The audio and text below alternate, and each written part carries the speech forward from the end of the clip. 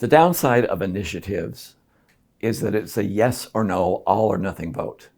Every bill I introduced in the legislature or in Congress had the same problem. They weren't perfect from the beginning. And there were other ideas that would come up as we talked about them. And people started to think and understand what the implications were that we had to fix and amend. That doesn't happen in the initiative process. It needs to happen somewhere. If the legislature has the ability to review initiatives and find unintended consequences, sometimes unconstitutional consequences, and fix them through compromise, then all of a sudden you can take an idea, make it better, and make it very useful. You don't get that by just passing a direct democracy initiative and putting that in place. One of the reasons why the founders of our Constitution came up with this idea of checks and balance is because there are a lot of good ideas out there that may have an unintended consequence. A great idea that said we can save money by not incarcerating as many people. So what they decided to do is pass an initiative that simply said that shoplifting under $900 is no longer a felony, simply a misdemeanor.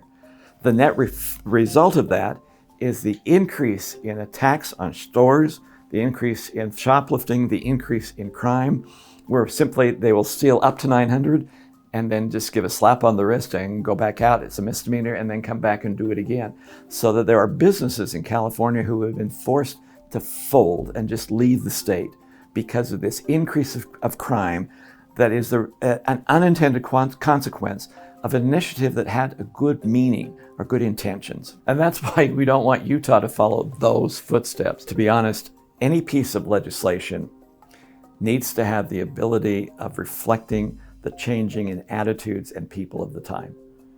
That not every piece of legislation that was passed in the 1800s still is applicable today, and it needs to be tweaked to make it applicable to today. That's not the same thing as changing constitutional language. I'm talking about changing legislative actions that could actually harm people today if they are not tweaked to meet the needs of today. I never, as a legislator, thought that I could introduce a bill and pass it in the first session. It took time to let people think about it, come to understand it, and actually come up with better ideas to improve it. Every piece of legislation I passed was at least a 2 or 3 year process.